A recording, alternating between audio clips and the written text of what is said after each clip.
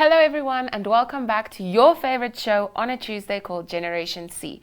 My name is Marisol Stoffberg and we are truly excited to kickstart this Tuesday with you guys. So of course, Generation C is a show based on the Zone publication, which is a weekly publication coming out every Tuesday in the Republikein, Namibian Sun and Algemene Zeitung newspapers. But before we head straight into an action-packed episode full of fun, please watch the following video as we give you some more insight into the brand MyZone, which is the youth brand of Namibia Media Holdings.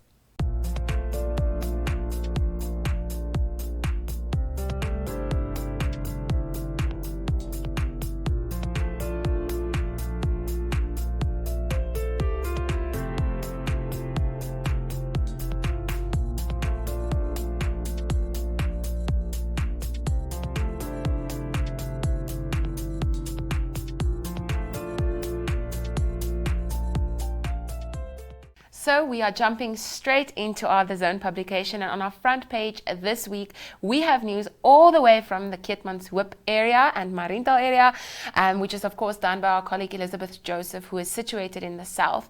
And our front page profile for this week is Setson Hafeni Hamwedi, and he is one of the youngest engineers involved in the building and development of Namibia's very own Neckartal Dam.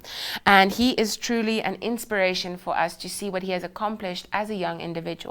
And when asked what makes him happiest in life, he didn't hesitate to answer with the following: there are a lot of things that make me happy to various degrees in various circumstances. Happiness, being an emotion, is incredibly difficult to analyze. The most obvious thing is interacting with friends and family. They have what it takes to brighten my mood, essentially in any circumstance. And when starting from a normal baseline, they make me happier than anything else can. I think it's exciting to know that even though he has so much success and he has made such great strides in his career, he stays true to his roots and he is grateful for the support that he gets from friends and family.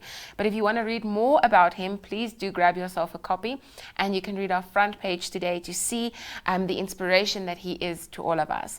We head straight over to our page 3. Our page 3 this week has a very exciting story. This story is about leaving footprints in education. So Footprints for Africa is an American organization, a non-profit, and they have partnered with a school, the Michelle McLean Primary School, and other individuals who have made it possible for them to build the Salzman Library at the school. So in our photo there we had the CEO and founder, Mr. Cameron, and also Mr. Levin of the Ministry of Education, and they work together to create not only the library and upgrade the library at the school, but also a community center. So they had this official inauguration last week, and it was exciting to see the great strides that they've made possible for that community, especially in Ochimise, which is where the school is located. So the emphasis was to create a library that learners can have free access to, where they can expand their knowledge, they can read up about the past, but also create their own future. And Mr. Cameron said that he believes in the power of education and the power that it has to create a future for our youth in this country. So we also made a video to capture some of the highlights. There were also cultural performances by the learners of the school, and the principal emphasized how this dream that they had to build a library was made possible by Footprints for Africa. Something that would have taken them more than 3 years to complete was made possible in mere months. And this was all thanks to the wonderful donations of Alan and Tiara Salzman. They are also from America, and they recognize the importance of investing in education. So please watch the following video as we share in the highlights of the day.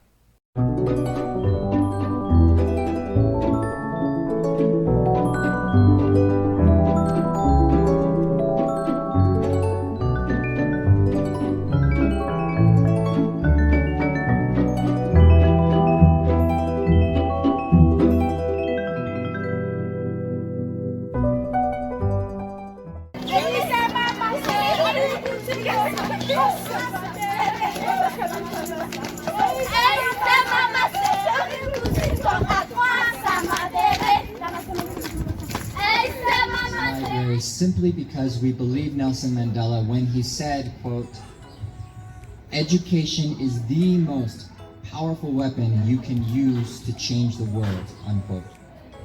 I'd like to add to that.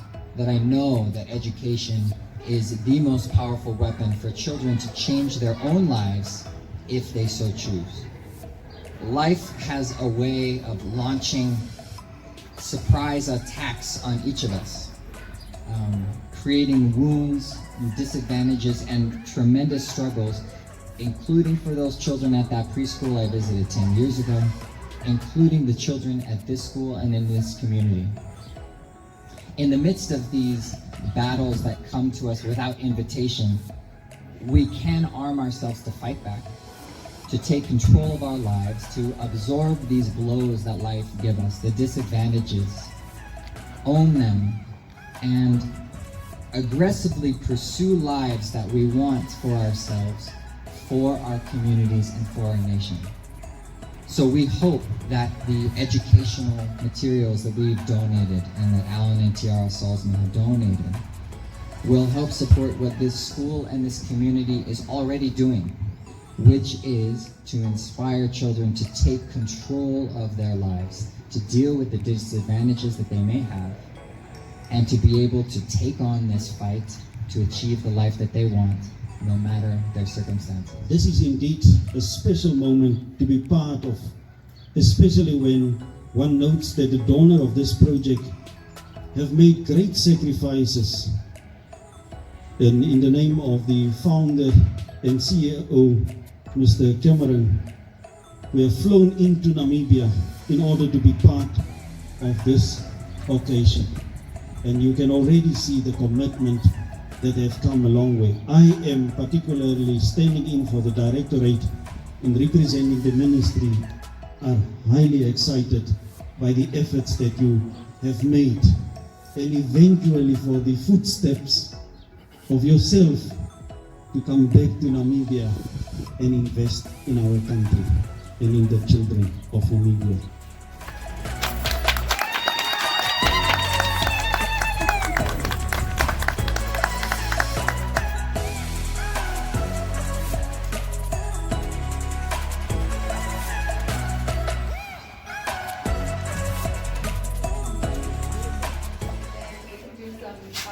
Coloring if they want to, and then of course computers over here. Most of them are not installed, but they will be. And then the other side is for the projector for storytelling, and story reading in theater. And then we just thought it would be really fun for them to have some wall chalkboard so they can draw and have fun while they're in it.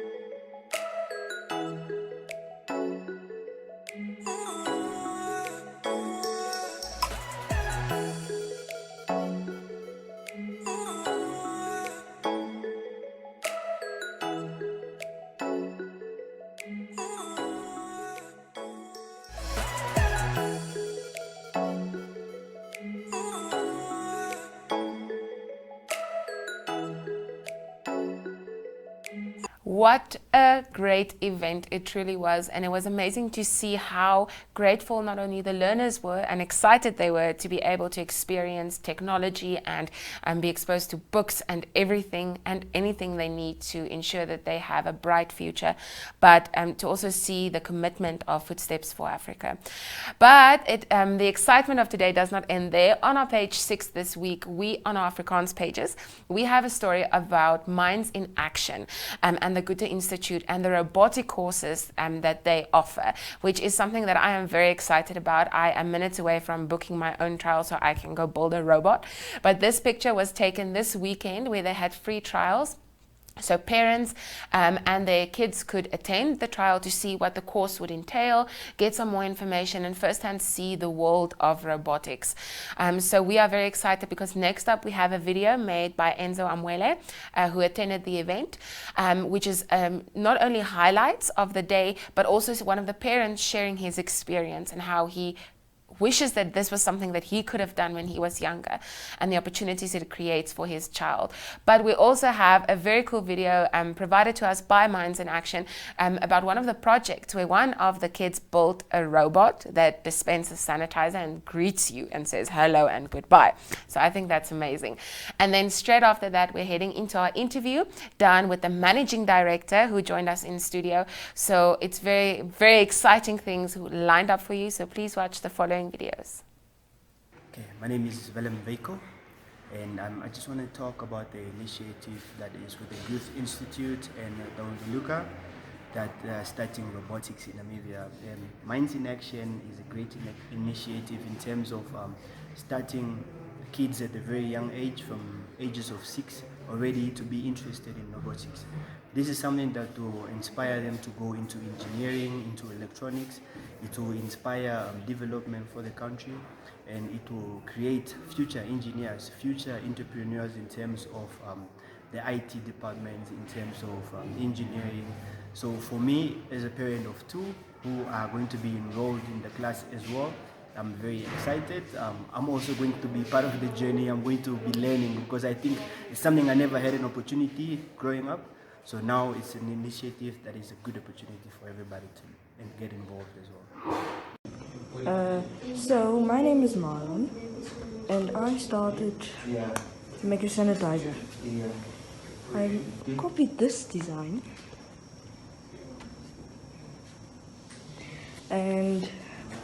but I made some changes in the programming. But let's start from the beginning. So I started building up from down here. Then I built the core, or whatever you would call it. Then I started building up. Then I built the engine, or the motor, whatever. Then I put cables on, all the cables. Then I put the sensor, and then I put in the body. Yeah. So the original doesn't say hello and goodbye. The original just it sanitizes you and it says thank you. Well, mine is also a little bit different than the program. Look at the screen. The screen is out here. Today I'm joined in studio by Mr. Ndaudika, who is the Managing Director of Minds in Action Robotics. So thank you so much for joining us in the studio and for taking time out of your schedule to share some of the great work that you're doing with our viewers. Okay, thank you very much.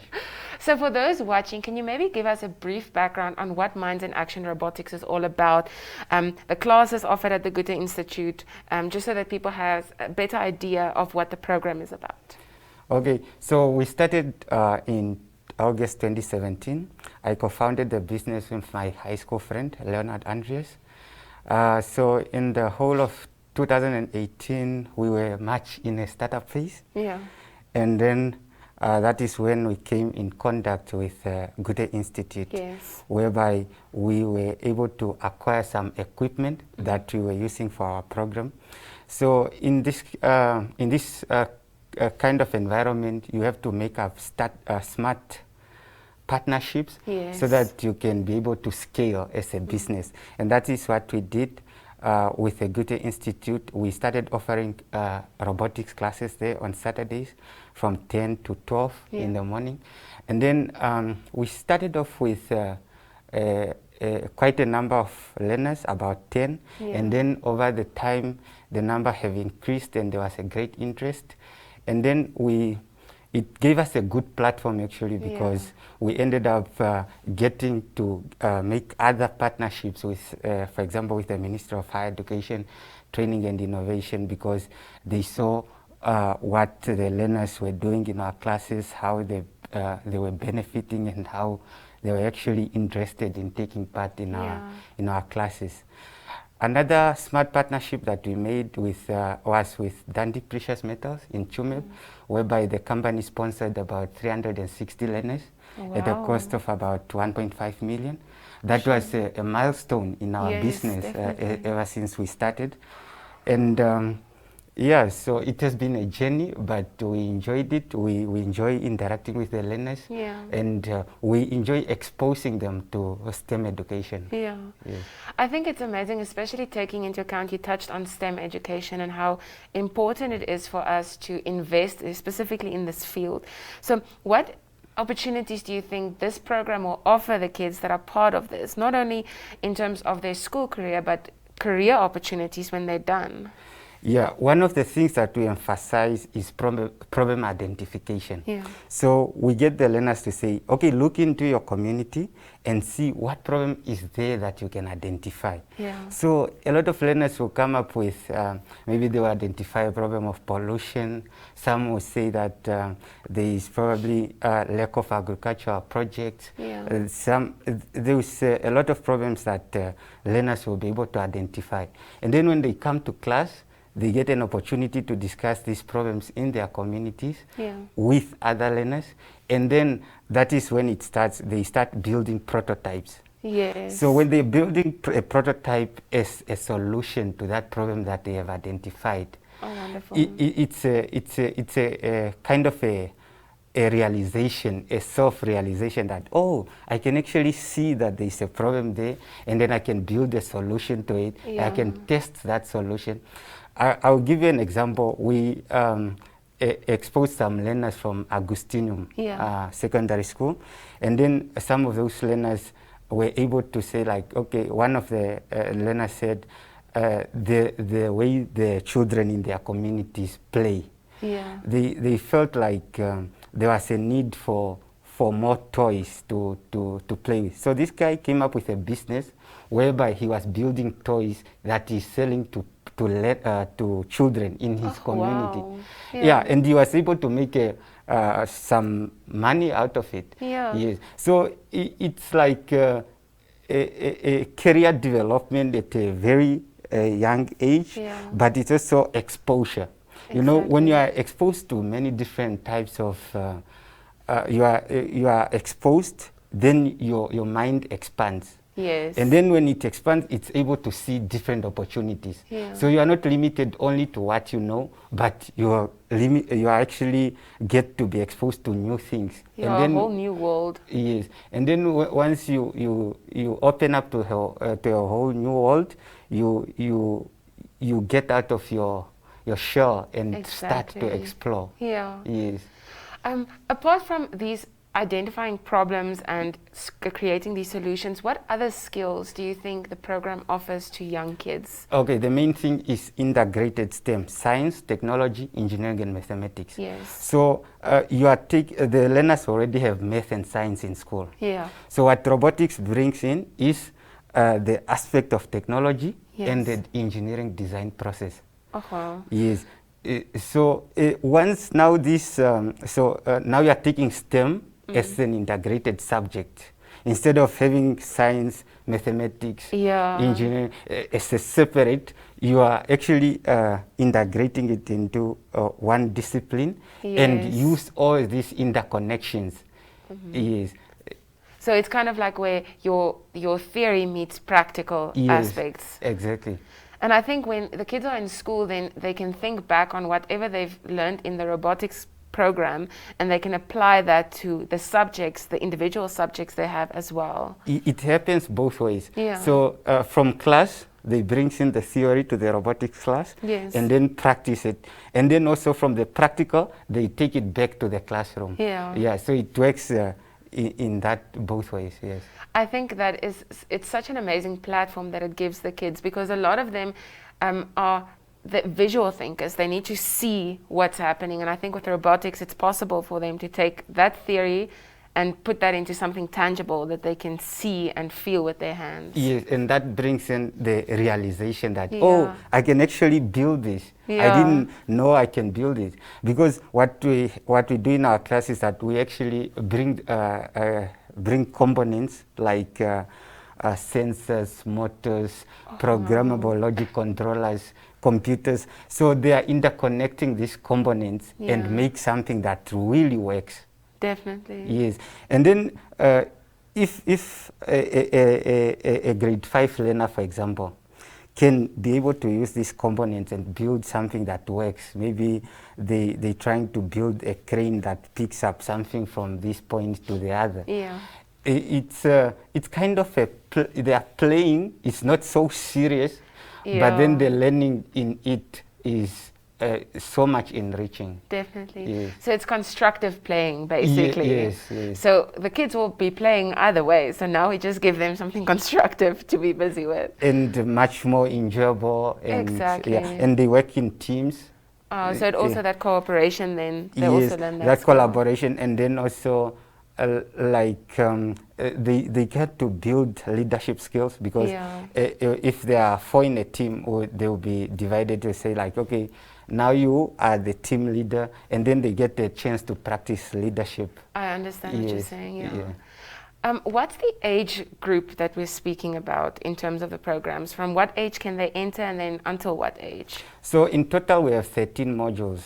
These 13 modules starts from the age of 6. Okay. Yes, and goes all the way to the age of 18. But the age, the upper age is not really limited, because you find someone who is above the age of 18, but they are still Yeah. interested in learning. Okay. So we divide the learners in groups to say like maybe from the age of 6 to 10, they work in similar groups. I And, understand, yeah. and then from 10 to 14, they work in similar groups and so on. Okay. Yes. So it's every year then they would then advance then to a new module per Exactly. se. Yes. Okay, so then they build on the previous year's skills and then kind of advance that further. Yes, we encourage lifelong learning. Yeah. So if this learner is doing an after-school program whereby they are exposed to the introductory module, Yeah. and then they go to the another stage, by the time they reach the advanced grades like grade 12, they are still having modules that are suited for that Yeah. age. Yes. Oh, wow. Yes. And tell me, I need to know, did someone build a successful robot yet? Because I know when I think of robotics, the first thing I'd want to build is just a robot, something that can talk to me. Yeah. Has there been some projects like that? Yes, the thing is that we, let me give you an example for our introductory module. We use Lego robotics from Lego Education. Oh, nice. Yes, which has a programmable logic controller Yeah. and other components. So these components are dismantleable. Oh, You are able okay. to, this group of learners are able to use this same equipment to build these robots that they can, robots that can be able to talk, that can be able to drive from point A to B, Yeah. that are able to pick up something from, some have real applications. And then all our learners that take part in our program, they build a project from the beginning to the end. Yes. Yes. So they can see that project Yes, being completed. so they have been, every learner actually builds a robot. So if you Wow. are interested in building a robot, Yeah. you should actually consider signing up for our program, for the Mindsinaction STEM I'll program. be there. I'll be standing in front of your door, because I think this isn't just something that's limited to just kids. It's open to everyone, and it's skills. Because on our screen now, these are the kids that participated the weekend in the trials that you had. Yes. But my colleague Enzo that attended the trial said that there were even parents who were like, I want to sit where this kid is sitting. I want to build my own robot. Yes, but then sometimes it comes a little bit scary to some people. They're like, oh, I think I can't do it. Yeah. But then I can tell you now, all you need is the willingness to learn. You need some sort of enthusiasm, so that, and then you need now to just be able to take part. Yeah. And then you see how it works, and then you realize that it's actually not as difficult as it seems. Yeah. Yes, and then you learn very advanced skills like programming, computational thinking, Yeah. and then design thinking, the design thinking process. You be able to do basic math calculations at the very at the introductory module, and then the mathematics get more advanced as you go. Yes. But then if you are gradually adding on to your knowledge, it doesn't come very difficult. I understand what you're Yes, saying. yes. Oh, I think it's wonderful what you're doing, and the platform that you're giving our youth to invest in something like STEM and create an opportunity for them to further their knowledge and practically apply that knowledge. So if you want to get any more information, these are the people you need to be talking to. Get your kid into Mindsinaction, or just go yourself. I'm going to just stand there in front of their door and be like, hi, I want to learn something. But thank you so much for taking time out of your schedule to be with us today and for investing in our youth. Okay, thank you. If you want to visit us, we are situated in Seydorf and Husta Machine Tool building on the first floor. And then you'll be able to also visit our website, which is mindsinaction.com.na. Wonderful. I think I'm going to leave you now because I want to go to that website so I can go register, so I can go build some robots. But thank you once again. And to everyone watching, please support this wonderful group. They are doing the most for our youth, and make sure that you invest in your future. Fantastic. Thank you very much. This unfortunately brings us to the end of our show, but don't you worry, don't you fear, because we also have a last video lined up for you. This video was made by my colleague Elizabeth Joseph, all the way from Keetmanshoop, and the video is made about Mr. Delry Stoffel from the Keetmanshoop Youth Initiative, who gives us some more insight into the initiative, but also explains the dire need that they have for funding to continue the wonderful work that they're doing in the Keetmanshoop area. My name is Delry Stoffel. I'm from the Keetmanshoop Youth Initiative. I'm the PRO of the organization. We, the Keetmanshoop Youth Initiative, are here for economic development in our communities, to assist our people around us, to lend a helping hand. We're currently busy with a project that we're taking on, where we're assisting 2 pensioners with building a structure or a temporary house. We would actually like to make it a permanent one, but because we a non-profit organization, we don't have any funds coming in. We are dependent on donations from the public, from organizations. We would like to urge the Namibian nation to assist us assisting these pensioners. If you would like to assist us in this regard, please feel free. You can contact me on 081 4631290, 081 4631290. Thank you. We will also be introducing a brand new segment to you next week, where we will be touching on trending topics in and around Windhoek, in the world, in Namibia, and we will also be discussing some social media trends. So don't miss our next episode next week. But that's it from me, Marisel Stoffberg. We wish you a wonderful week, and until we see each other again next week, same time, same place.